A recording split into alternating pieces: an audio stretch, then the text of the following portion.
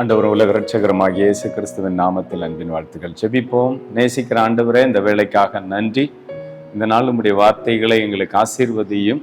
இந்த வார்த்தைகளை கொண்டு எங்களோடு பேசும். அல்லேலூயா. தடைகளை நீக்குங்கப்பா. அப்பாவுடைய கரம் வெளிப்படட்டும். ஆண்டவரே, லீதியாளின் இருதயத்தை திறந்தவரே, உம்முடைய வார்த்தை 30, 60, 100மான பலனை கொண்டு வர கிரியை செய்யும். கர்த்தருடைய ஆளுகையில விட்டு தருகிறோம். பரிசுத்த ஆவியானவர் எங்கள் மத்தியில் அசைவாடுங்க. இயேசு கிறிஸ்துவின் நாமத்தில் ஜெபிக்கிற நல்ல பிதாவே, ஆமென், ஆமென், ஆமென், ஆமென். ஏசாயா 28ஆம் அதிகாரம், அதனுடைய 28வது வசனம். அப்பத்துக்காக தானியம் இடிக்கப்படும், இடைவு விடாமல் அதை போரடிக்கிறதில்லை. அவன் தன் வண்டிலில் உருளையால் அதை நசுக்கிறதும் இல்லை, அது குதிரைகளால் அது நொறுக்கிறதும் இல்லை. இந்த வார்த்தையை கொண்டு கர்த்தர் நம்மோடு பேசுவாராக. ஏசாயா 28ஆம் அதிகாரம் 28வது வசனம். அப்பத்துக்காக தானியம் இடிக்கப்படும், இடைவிடாமல் அவன் அதை போரடிக்கிறது இல்லை. இந்த உலகத்துல ஒவ்வொரு தானியங்களும் ஒவ்வொரு பக்குவத்துக்காக அதை இந்த நாட்களில மிஷின்ல, அதை மிக்சியில, கிரைண்டர்ல அல்லது ஒரு இதில் கொடுத்து அது அரிசியாகட்டும் கோதுமையாகட்டும் அந்த தானியத்தை அது ஒரு பக்குவத்துக்காக பயன்பாட்டுக்காக அதை அவங்க இடிக்கிறத பார்க்க முடிகிறது. ஒரு காரியத்தை சொல்லுவாங்க, இந்த பூமியை அப்படியே இருந்தா அது விளைச்சலுக்கு அது பயன் பெறாது, அது பக்குவப்படுத்தப்படணும். அது மாதிரி மேகமும் அப்படியே இருந்தா அதனால பலன் இல்லை, அது உடைந்து தான் மழையாக வருகிறது. பூமியை பக்குவப்படுத்துவதற்கு நிறைய காரியத்தை அவங்க வச்சிருக்கிறாங்க. ஒரு டிராக்டரை வச்சுட்டு அதுல பல காரியத்தை பின்னாடி டிராக்டருக்கு பின்னாடி மாட்டி அதை அந்த பூமியை அவங்க அந்த மண்ணை அவங்க நல்லா உடைத்து அதை சரியா உழுது அதை பக்குவப்படுத்துகிறத நம்ம பார்க்க முடியும். ஏன்னா அதுல ஒரு முக்கியமான காரியத்தை விவசாயிகள் செய்கிறாங்க, ஒரு பலனை எடுப்பதற்காக. அதிலும் நிறைய காரியத்தை பயன்படுத்துகிறாங்க. டிஸ்கின்ற ஒரு மெத்தட் இருக்கு, ஒரு கொழு மாதிரி ஒரு இதை வச்சு அந்த நிலத்தை பண்படுத்துகிறாங்க. இன்னொன்று ரொட்டேட்டர். அப்போ இது எல்லாத்துக்கும் ஒவ்வொரு தானியத்துக்காக ஒவ்வொரு காரியத்தை அந்த பூமியில் விளைவித்து எடுப்பதற்காக ஒவ்வொன்றை செய்கிறார்கள்.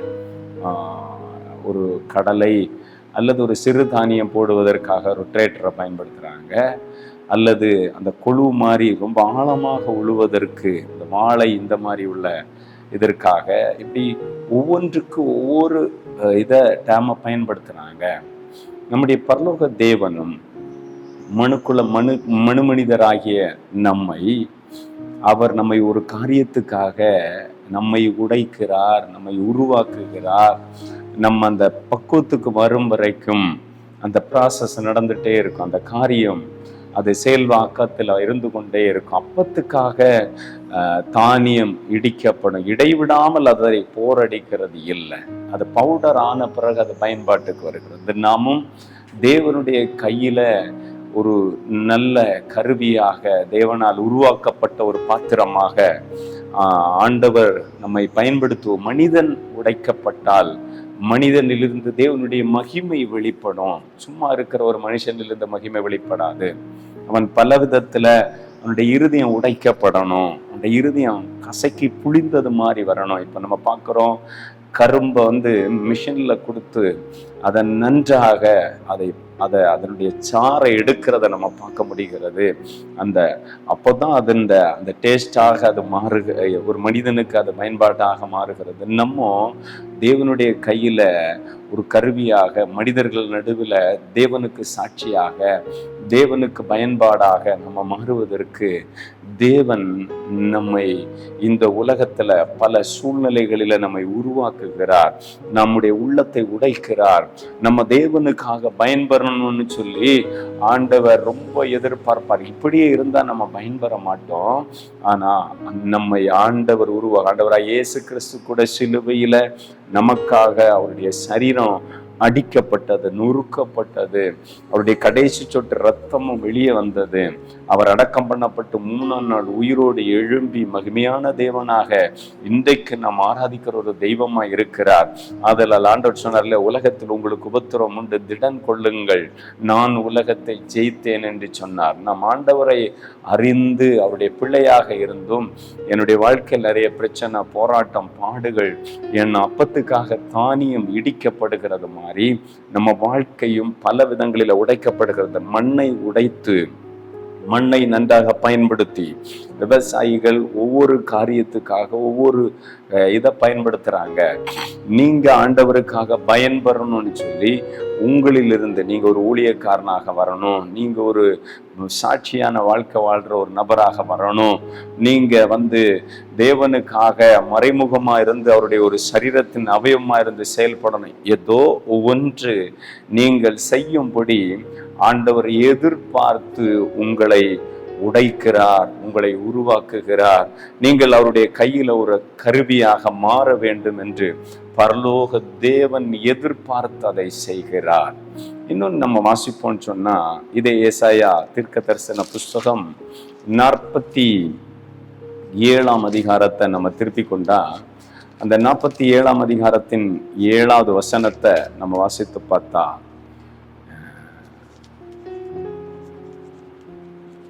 இந்த பகுதியில என்ன சொல்லப்பட்டிருக்குன்னா,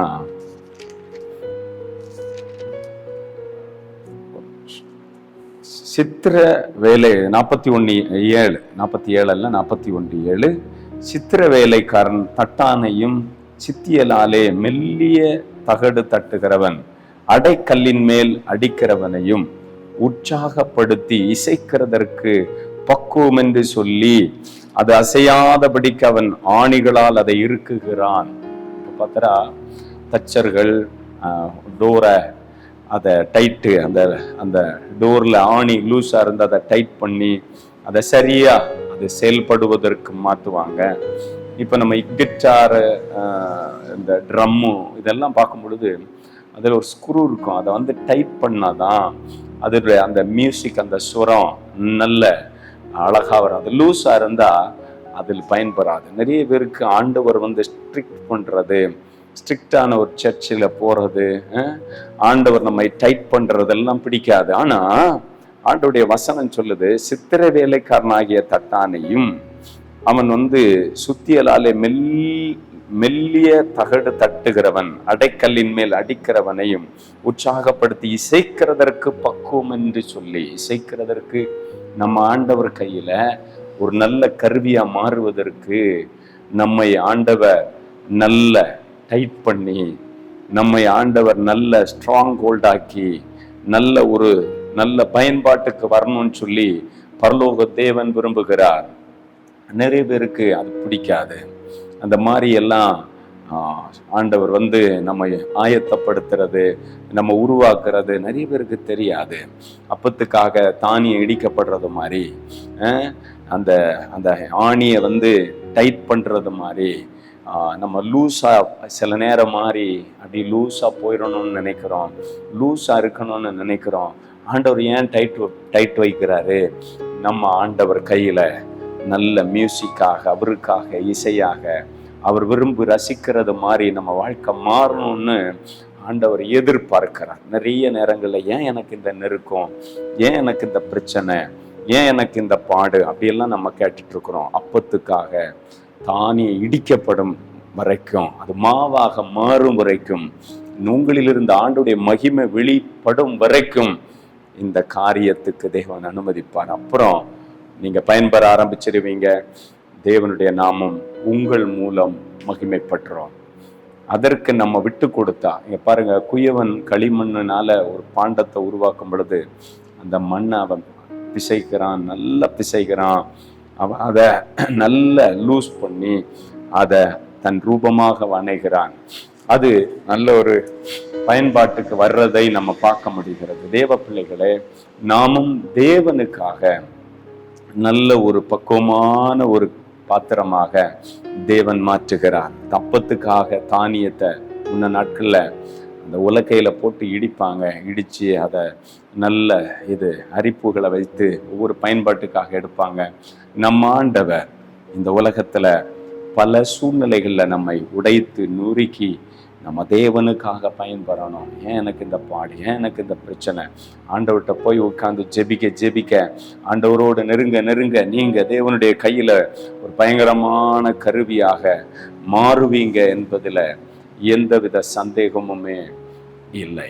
1 பேதுரு 4ஆம் அதிகாரத்தை நம்ம திருப்பி கொண்டா, நம்ம இந்த உலகத்துல எப்படியெல்லாம் பாடுகளை அனுபவிக்கணும், எப்படியெல்லாம் பாடுபடக்கூடாது என்று அழகாக பேதுரு தன்னுடைய நிருபத்துல எழுதுகிறத பார்க்க முடியும். பேதுரு அழகாக இந்த நிருபத்தில் அவர் எழுதுகிற காரியத்தை பார்க்க முடியும். சிலர் தேவையற்ற காரியங்களில் போய் தலையிட்டு பிரச்சனைகளை உருவாக்கி பாடுகளுக்குள்ளே கடந்து போகிற வாழ்க்கை வாழ்றத பார்க்க முடியும். ஆனால் இந்த 1 பேதுரு 4ஆம் அதிகாரம் 12 நம்ம வாசித்து பார்த்தால், பிரியமானவர்களே, உங்களை சோதிக்கும்படி உங்கள் நடுவில் பற்றி எரிகிற அக்கினியை குறித்து ஏதோ புதுமை என்று திகையாதிர, கிறிஸ்துவின் மகிமை வெளிப்படும் நாளில் நீங்கள் களிகூர்ந்து மகிழும்படி அவருடைய பாடுகளுக்கு நீங்கள் பங்காளிகள் ஆதலால் சந்தோஷப்படுங்கள். நம்ம யாருங்க? பாடுக்கு பங்காளி. நம்ம பாடுக்கு பங்காளியா இருக்கிறோம். ஏன் தெரியுமா? கிறிஸ்துவின் மகிமை வெளிப்படும் பொழுது நீங்கள் களிகூர்ந்து மகிழும்படி.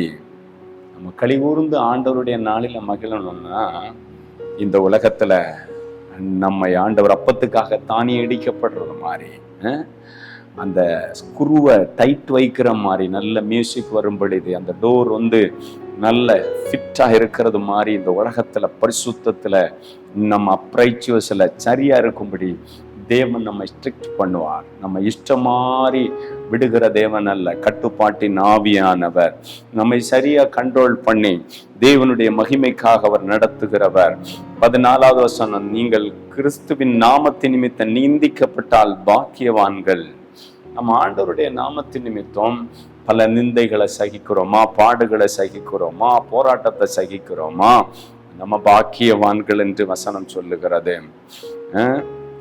தேவனுடைய ஆவியாகிய மகிமையின் ஆவியானவர் உங்கள் தங்கி இருக்கிறார். அவர்களாலே தூஷிக்கப்படுகிறார், உங்களாலே மகிமைப்படுகிறார். ஆண்டவர் நம் மூலம் அவருடைய நாமம் மகிமைப்படுகிறது. ஆனா நம்ம கிறிஸ்தவனா இருந்து பாடுபட்டா அது சந்தோஷம். ஆனா எப்படி பாடுபடக்கூடாது என்று வசனம் சொல்லுகிறது. என்ன சொல்ல தெரியுமா? 15வது வசனம், ஆதலால் உங்களில் ஒருவனும் கொலை பாதகனாவது, திருடன் ஆவது, பொல்லாங்கு செய்கிறவனாவது, அந்நிய காரியத்தில் தலையிட்டு கொண்டவனாவது பாடுபடுகிறவனாக இருக்கக்கூடாது. அல்லேலூயா. எப்படி ஆண்டவர் பிள்ளையா இருந்து இந்த உலகத்துல நீ கிறிஸ்துவை ஏற்றுக்கொண்டியேன்னு ஒரு கிராமத்துல நீங்க ஒரு முதல் கிறிஸ்துவ குடும்பமா இருக்கலாம், இல்லை நீங்க ஆண்டவருக்கென்று ஊழியத்துக்கு பல பாடுகளை நீங்க சகித்து கொண்டிருக்கலாம், இல்லை நீங்க பரிசுத்தத்துக்காக நிற்கும் பொழுது பல பாடுகளை சகிக்கலாம், நீங்க பல நன்மைகளை செய்த பாடுகளை சகிக்கலாம். ஆனா இதெல்லாம் ஆண்டவர் ரொம்ப சந்தோஷப்படுகிற காரியம். அதற்கெல்லாம் தேவன் ஒரு மகிமையை வச்சிருக்கிறாரு. ஆனா தேவையற்ற காரியத்துல நம்ம தலையிட்டு நம்ம பாடுகளை படக்கூடாது. இந்த உலகத்துல நிறைய பேர் பல தவறான காரியங்களை செய்து பாடுபடுகிறதை நம்ம பார்க்க முடிகிறது. அதனால தான் வேதம் சொல்லுகிறது, ஆதலால் உங்களில் ஒருவனும் கொலை பாதகனாவது, திருடனாவது, பொல்லாங்கு செய்தவனாவது, அந்நிய காரியத்தில் தலை இட்டு கொண்டனாவது பாடுபடுகிறவனாய் இருக்கக்கூடாது. நீங்க பாருங்க, ஒரு கொலை செய்தா அவனை பிடிச்சி ஜெயில போட்டுருவாங்க, எதிர்த்தரப்பு அவனை தாக்கிடுவாங்க. திருடுனாலும் அதே மாதிரி அவனுக்கு நிறைய பனிஷ்மெண்ட் கிடைக்கிறது. பொல்லாங்கு செய்து அந்நிய காரியத்துல தேவையில்லாததுல போய் தலையிட்டு அதுல பிரச்சனையில மாட்டி பாடுபடுகிற நிறைய பேர் இந்த உலகத்துல பார்க்க முடிகிறது. அவங்களுக்கும் பாடு இருக்கு. ஆனா ஆண்டவருக்காக வாழணும்னு தீர்மானிச்சு ஆண்டவரோடு நடக்கணும்னு நீதி நிமித்தம் துன்பப்பட்டால் பாக்கியவான்கள், பரலோகத்துல உங்களுக்கு பலன் மிகுதியாயிருக்கும்னு ஆண்டவர் வாக்கு பண்ணி இருக்கிறார். நீங்க நீதியின் நிமித்தம் நீங்க நீதிமான வாழ்றீங்க, அதனால உங்களுக்கு பாடு. அப்பத்துக்காக தானி இடிக்கப்படுறது மாதிரி ஆண்டவர் உங்களை உருவாக்குறாருல. நீங்க ஒரு இசைக்கருவி அது எப்படி அதன் டைட் வைக்கும்போது அதுல இசை வருதோ, அது மாதிரி நீங்க வாழ்க்கையில பல நெருக்கமான சூழ்நிலையில தேவனுடைய மகிமை வெளிப்படுவதற்காக நீங்க பாடுகளுக்கு போறீங்கல்ல, கர்த்தரை ஸ்தோத்திரம் பண்ணுங்க. உங்க மூலம் தேவனுடைய நாமம் வருகிற நாட்களில் மகிமையா வெளிப்பட போகுது. உண்மையாகவே சொல்றேன், உங்க மூலம் ஆண்டவர் வச்சிருக்கிற திட்டம் பெருசுங்க. நீங்க ஐயோ எனக்கு ஏன் இந்த பாடு, நான் உண்மையா இருக்கிறேனே, நான் ஆண்டவருக்கு பயந்து இருக்கிறேனே, நான் தேவனுடைய சித்தத்தை செய்யணும்னு பிரயாசப்படுகிறேனே, ஏன் என் வாழ்க்கையில இவ்வளோ பெரிய கஷ்டங்களை நான் அனுபவிச்சுட்டு இருக்கிறேன் அப்படின்னு சொல்லி உங்களுக்குள்ள ஒரு பெரிய கேள்வி இருக்கா? அந்த காரியம் ஆண்டவர் உங்களை உருவாக்குகிறார். நீங்க ஆண்டவருக்காக பயன்பெறணும்னு ஆண்டவர் விரும்புகிறார். ஆனா தேவ பிள்ளைகளாகிய நம்ம தேவையற்ற காரியத்துல தலையிட்டு பாடுபட்டு கொண்டு ஐயோ நான் பாட அனுபவிக்கிறேன், ஐயோ நான் கஷ்டப்படுறேன், ஐயோ நான் வேதனைப்படுறேன் அப்படின்னு சொல்லக்கூடாதுன்னு பைபிள் சொல்லுது. ஆனா தேவனுடைய மகனாக மகளாக நீங்க இருந்து பாட அனுபவித்தா அது உங்களுக்கு ஒரு பெரிய பாக்கியம், அது ஒரு பெரிய சந்தோஷம். ஏன்னா சாத்தான் நிறைய நேரங்களில எப்படியாவது இந்த பிள்ளைகள் மறுதலிக்கணும், தேவனை மறுதலிக்கணும், தேவனுடைய சித்தத்தின் படி இவங்க வாழக்கூடாதுன்னு சொல்லி போராடி பார்ப்பான். யோபுடைய வாழ்க்கையில அவன் தேவனுடைய உத்தமமாய் பின்பற்றினான். அவன் எப்படியாவது தேவனை மறுதலிக்க வைக்கணும்னு சொல்லி அவன் ஒரு திட்டத்தோடு போராடினான். ஆனால் யோபு உத்தமத்துல நின்றார் என்று வாசிக்க முடியும்.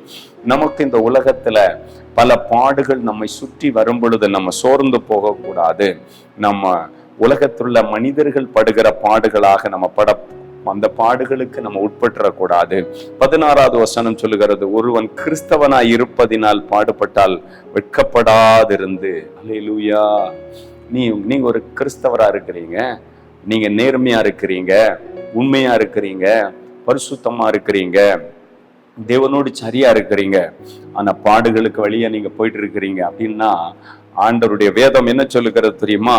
ஒருவன் கிறிஸ்தவனாய் இருப்பதினால் பாடுபட்டால் வெட்கப்படாமல் இருந்து அது நிமித்தம் தேவனை மகிமைப்படுத்த கடவன். நீங்க வெட்கப்படக்கூடாது, ஆண்டவரை நீங்க மகிமைப்படுத்துங்க.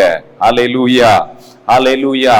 நம்ம தேவனை மகிமைப்படுத்தணும்னு ஆண்டவர் சொல்றாரு. நம்ம பாடுகளுக்கு கூட வந்தாலும் நம்ம கலங்க வேண்டிய அவசியம் இல்லை. நம்ம கூட இருக்கிற ஆண்டவர் பெரியவர். உலகத்தில் இருப்பவனிலும் நம்மில் இருக்கிற ஆண்டவர் பெரியவராகவே இருக்கிறார். ஆதியாகமம் 45:7 வாசிச்சு பார்த்தா யோசேப்பு குறித்து சொல்லப்பட்டிருக்கிறது. யோசேப்பு ஒரு பெரிய பொசிஷன்ல வரும் முன்னாடி வாழ்க்கையில நிறைய கட்டங்களை அவன் கடந்து வர வேண்டிய சூழ்நிலை இருந்தது. அவன் சொல்ற ஒரு வார்த்தை இந்த இடத்துல, பூமியிலே உங்கள் வம்சம் ஒளிந்து போகாமல் இருக்க உங்களை ஆதரிக்கிறதற்காக, ஒரு பெரிய ரட்சிப்பினால் உங்களை உயிரோடு காப்பதற்காக தேவன் என்னை உங்களுக்கு முன்னே அனுப்பினார். ஆண்டவர் அந்த இடத்துல தேவனுடைய பெரிய திட்டம், இந்த மக்கள் அழிந்து போகாம இருக்கணும்னு சொல்லி அவரை முன்னுக்கூட்டி அனுப்பினாருன்னு சொல்றாரு. நம்மை ஆண்டவர் ஏதோ ஒரு கஷ்டத்து கூட நடத்தினாலும் தேவனுடைய ஒரு திட்டம் நிறைவேறும், தேவனுடைய ஒரு விருப்பம் நிறைவேறும். அதுல ஒவ்வொரு பாடுபட்டவர்களுக்கும் தேவன் பலன் அளிப்பார் என்று வசனம் சொல்லுகிறது. வெளிப்படுத்தின விசேஷத்துல நீங்க படிச்சு பார்த்தாலும் அந்த தேவனுடைய வெள்ளை சிங்காசனத்துக்கு முன்பதாக ஒரு பெரிய கூட்டம் உட்கார்ந்து இருக்கு. அப்பொழுது அங்கே ஒரு கேள்வி கேட்கப்படும், இவர்கள் எங்கிருந்து வந்தவர்கள்? இவர்கள் மிகுந்த உபத்திரவத்தில் இருந்து வந்தவர்கள் என்று அங்கே ஒரு வார்த்தை சொல்லப்படுகிறது. ஆம், இந்த உலகத்துல மிகுந்த உபத்திரவத்தில் இருந்த வந்தவர்கள் தான் பரலோகத்துல தேவனுடைய சிங்காசனத்துக்கு முன்பாக இருக்கிறார்கள். இந்த உலகத்திலும் தேவனுக்காக அவர்கள் பயன்பெறுகிற ஒரு பாத்திரமாக இருக்கிறார்கள். நாம் அநேக உபத்திரவங்கள் வழியாக தேவனுடைய ராஜ்யத்துக்குள்ள போகணும்னு பைபிள்ல எழுதப்பட்டிருக்கிறது. ஆதலால் நம்ம இந்த வருகிற பாடு, ஓத்திரம், பிரச்சனை, ஆண்டவர் நம்மை உருவாக்குற விதம் ஒவ்வொருத்தர வித்தியாசங்க. ஒரு ஊழியக்காரன் வித்தியாசம், ஒரு தனிநபர வித்தியாசம், ஒரு விசுவாசிக்கு வித்தியாசம், ஒவ்வொருவருக்கும் ஒவ்வொரு வித்தியாசம். ஏன்னா நம்ம எந்த அளவுக்கு உடைக்கப்படுறோமோ அந்த அளவுக்கு நம்ம உருவாக்கப்பட்டு தேவனுக்காக பயன்பெறுவோம். நிலத்துல அந்த டிராக்டருக்கு பின்னாடி ஒரு எந்திரத்தை மாட்டுவாங்க. அதுல அவங்க ஒவ்வொரு காரியத்தை அந்த நிலத்துல செய்வதற்காக அந்த மண்ணை உடைப்பாங்க. அந்த மண்ணை அவங்க உடைத்து அதில் அந்த தானியத்தை போட்டு அதை பயன்பாட்டு கொண்டு வருவாங்க. நம்முடைய ஆண்டவரும் இந்த உலகத்துல நம்ம அப்பத்துக்காக தானியம் இடிக்கப்படும். அது என்னைக்கு இடிக்கப்படுற அனுபவம் இருக்காது. ஐயோ எனக்கு டெய்லி பிரச்சனை இல்லை. நீங்க ஒரு தேவன் விரும்புகிற திட்டத்துக்கு உங்க இருதயத்தை ஆண்டவர் உருவாக்கி நீங்க அர்ப்பணிச்சு அதுக்குள்ள வந்துட்டீங்கன்னா அதை கர்த்தர் மாற்றிடுவாரு. அப்புறம் உங்களிலிருந்து தேவனுடைய மகிமை உங்க குடும்பத்துல, உங்க தெருவில், உங்க சர்ச்சில், உங்க தேசத்துல அதை வெளிப்படுறத நீங்க பார்ப்பீங்க. ஆனா அந்த நேரம் வரைக்கும் ஆண்டவர் சமூகத்துல அமைதியாக ஏற்ற காலத்துல அவர் உங்களை உயர்த்தும்படி அவருடைய பலத்த கரத்துக்குள் அடங்கி இருங்கள் என்று வசனம் சொல்லுகிறது. நம்ம அந்த கையிலிருந்து கீழே குதிச்சிடக்கூடாது. கர்த்தர் நல்லவர், அவர் உங்களை கைவிட மாட்டார். ஏன் ஆண்டவரே அப்படின்னு மனதுல பல கேள்விகளோடு இந்த செய்தியை கேட்டுட்டு இருக்கலாம். தேவ பிள்ளையே, தவறான காரியத்தை செஞ்சு இந்த உலகத்துல பாடுபடுற நிறைய பேர் இருக்கிறாங்க. திருடுகிறவன், கொலை செய்கிறவன், வாசித்தோம் இல்ல, அந்நிய காரியத்துல தலையிட்டு, அந்த மாதிரி நம்ம போகக்கூடாது. நேர் மனுஷனாக, பரிசுத்தத்துக்காக, தேவனுடைய சத்தியத்துக்காக உண்மையா நீங்க இருக்கிறதுலும் பாடு வரும், பிரச்சனை வரும், போராட்டம் வரும், பல காரியம். அதை குறித்து நீங்க ஒரி பண்ணாதீங்க. தேவன் உண்மை உள்ளவர். ஆண்டவர் உண்மையுள்ள தேவன். அவர் கைவிடவே மாட்டார். யோபுவை குறித்து கூட 1-6 முடிய வாசித்தா கூட, யோபுவின் புஸ்தகம் 6-12 முடிய வாசிச்சாலும், யோபு 2:1-6 வரைக்கும் வாசிச்சாலும், யோபுவை குறித்து அவன் உத்தமனும் சன்மார்க்கனுமாக இருந்ததையும், அவன் தேவனை உண்மையா பின்பற்றினதையும், அவனுக்கு எதிராக சத்துரு பயங்கரமான போராட்டத்தை கொண்டு வந்து ஆண்டவரை எப்படியாவது தூஷிக்க வைக்கணும் என்பதையும் அவன் ரொம்ப பிரயாசப்பட்டான். நான் அவளால் முடியாம போயிடுச்சு. தேவ பிள்ளைகளே, நீங்க நேர்மையா நடக்கிறதுனால உங்களுக்கு பல போராட்டங்கள், பிரச்சனைகள் வந்தாலும் நீங்க உண்மையா இருந்தா கர்த்தர் உண்மை உள்ளவர். அவர் யோபு சொன்னார், தேவரீர் சகலத்தையும் செய்ய வல்லவர், நீர் செய்ய நினைக்கிறது தடைப்படாது. ஆமேன். சத்துரு தோற்று ஓடிடுவான் நம்ம உத்தமத்துல நிற்கும் பொழுது. இந்த நாளில் கூட நம்ம ஆண்டவருக்கு உண்மையா இருப்போமா? அப்படியே நம்ம கண்களை மூடி பரலோக தேவனை நோக்கி ஜெபம் செய்வோமா? நேசிக்கிற ஆண்டவரே, உமக்கு நன்றி. இந்த வேலைக்காக ஸ்தோத்திரம். அப்பத்துக்காக தானிங்க இடிக்கப்படும். ஆனா அது என்னைக்கு இடிக்கப்படுற ஒரு வேலை நடக்காதேப்பா. ஆண்டவரே, எங்க வாழ்க்கைய நீங்க உம்முடைய ஒரு திட்டத்துக்காக உருவாக்குறீங்களே, என் மூலம் உம்முடைய மகிமை வெளிப்படணும்னு நீங்க விரும்புறீங்களே ஆண்டவரே, அதை நான் தெரியாம ஒருவேளை முறுமுறுத்திருந்தாலோ, ஒருவேளை ஐயோ எனக்கு இந்த பாடு என்னதுன்னு சொல்லி கேள்வி கேட்டிருந்தாலோ, ஏசப்பா மன்னிங்க ஆண்டவரே நீதிமானா இருந்து நான் பாடுகளை படுறது எனக்கு ஆண்டவரே அது பலன் உண்டுன்னு நான் இன்னைக்கு இந்த வசனத்தின் மூலம் தெரிந்து கொண்டேனே. ஒருவன் கொலை செய்து, திருடி, அந்நிய காரியத்துல தலையிட்டு பாடுபடுற நிறைய பேர் இந்த உலகத்தில் இருக்கிறாங்க. ஆனா நீங்க கர்த்தரை அறிந்து அவருக்காக நிக்கணும்னு பாடுபடுறீங்கன்னா அந்த பாடுக்கு உங்களுக்கு பலன் உண்டு. தேவன் உங்களுக்கு ஒரு நாள் ஹானர் பண்ணுவாரு. அவர் ஒரு நாள் உங்களை கனப்படுத்துவாரு. இந்த உலகத்திலும் உங்களை கொண்டு தேவன் பயன்படுத்த போன ஒரு கருவியா மாற்ற போகிறாரு. உங்களை இருதயம் அப்படி உடைக்கப்படுறதா? ஆண்டவர் உங்களின் மூலம் அவருடைய மகிமை வெளிப்பட போகுது. நீங்க சாதா இருந்துட்டு ஒன்றும் பிரச்சனை இல்லாத ஒரு மனுஷனா இருந்தா உங்க மூலம் தேவனுடைய மகிமை வெளிப்படாது. எப்படி ஒரு கரும்பு அப்படி மிஷின்ல கொடுத்து கிரஷ் பண்ணி அதனுடைய அது ஒரு பயன்பாட்டுக்கு வருதோ, இல்லை ஒரு அப்பத்துக்காக தானியம் அது இடிக்கப்பட்டு அது ஒரு உண்மையான ஒரு உணவுக்காக அது வருகிறதோ, அது போல தேவனுக்காக நீங்க பயன்படணும்னு ஆண்டவர் இந்த நாட்களில உங்களை உருவாக்குகிறார். கர்த்தருக்கு ஸ்தோத்திரம். ஆண்டவரே, சுத்தியலினால இல்ல ஒரு ஆண்டவர் ஸ்க்ரூவை டைட் வைக்கிற மாதிரி இசைக்கிறதற்கு அந்த மியூசிக் பக்குவமா வரணும்னு சொல்லி அதை ஆண்டவரை இருக்குகிறது போல எங்க வாழ்க்கையை நீங்க பல விதங்களில இறுக்கி எங்களை நீங்க பயன்பாட்டுக்கு கொண்டு வந்து கொண்டிருக்கிறீங்களே, நன்றி அப்பா. கொண்டு வந்து விட்டீரே, நன்றி அப்பான்னு சொல்லுங்க. Thank you father. இந்த வேளையில இந்த ஆண்டவரே செய்தியை கேட்டு தங்களை அர்ப்பணித்து ஆண்டவரே இது நிமித்தம் சந்தோஷப்படுகிற இந்த பாடுகள் நடுவிலும் நான் கர்த்தருக்காக இன்னும் சாட்சியாக இருக்கணும்னு சொல்லி விரும்புகிற பிள்ளைகள் ஒவ்வொருவரையும் ஆசீர்வதியும் பலப்படுத்தும். ஆண்டவரே ஸ்தோத்திரம். உங்க கரத்துல ஒப்பு கொடுக்கிறோம். தடைகள் நீங்கட்டும். ஆவியானவரே, இந்த நேரத்துல பலவீனத்தோடு இருக்கிற பிள்ளைகளை சுகமாக்குங்க. கண்ணீரோடு இருக்கிற பிள்ளைகளுடைய கண்ணீரை துடையுங்க. காயங்களோடு இருக்கிற மக்களுடைய காயங்களை கட்டுங்க. பிரச்சனையோடு இருக்கிற மக்களுடைய பிரச்சனைகளை நீக்குங்க. ஒவ்வொருவரையும் உருவாக்குங்க. யாராவது அந்நிய காரியத்துல தலையிட்டு பாடுகளை அனுபவித்து கொண்டிருந்த அவங்க மனம் திரும்பும்படி உதவி செய்யுங்க. ஏசப்பா, எனக்காக நீ ரத்தம் சிந்தினீரே, எனக்காக பாடுகளை பட்டீரே, எனக்காக தண்டனை ஏற்றுக்கொண்டு நான் சமாதானம் இவ்விதமாய் வாழும்படி நீங்க சிலுவையில எனக்காக பாடுபட்டீரே, இயேசுவே என்னை மன்னியும்னு சொல்லி நீங்க சொன்னா, நீங்க ஒருவேளை கொலை செய்தோ, திருடியோ, அந்நிய காரியத்துல தலையிட்டோ, நீங்க தேவனுக்கு பிரியம் இல்லாம ஒரு வாழ்க்கை வாழ்ந்து பாடுபட்டு கொண்டிருந்தா, உங்க தவறை ஒத்துக்கொள்ளுங்க. ஆண்டவர் உங்களுக்காக மன்னிப்பு கொடுப்பார். நீங்க உங்க பேராண்டவர் ஜீவ புஸ்தகத்தில் எழுதுவார். நீங்க அவருடைய பிள்ளையாக மாற முடியும். இயேசு, ஆண்டவரே என் உள்ளத்துல வாரும், என்னை நடத்தும்னு சொல்லுங்க. அவர் நீதியின் பாதையில் நடத்துவார், பரிசுத்த பாதையில் நடத்துவார். தகப்பனே, இந்த வார்த்தைகள் மூலம் ஒவ்வொரு பிள்ளைகளை ஆசீர்வதியும். நம்முடைய கைகளில் அர்ப்பணிக்கிறோம்.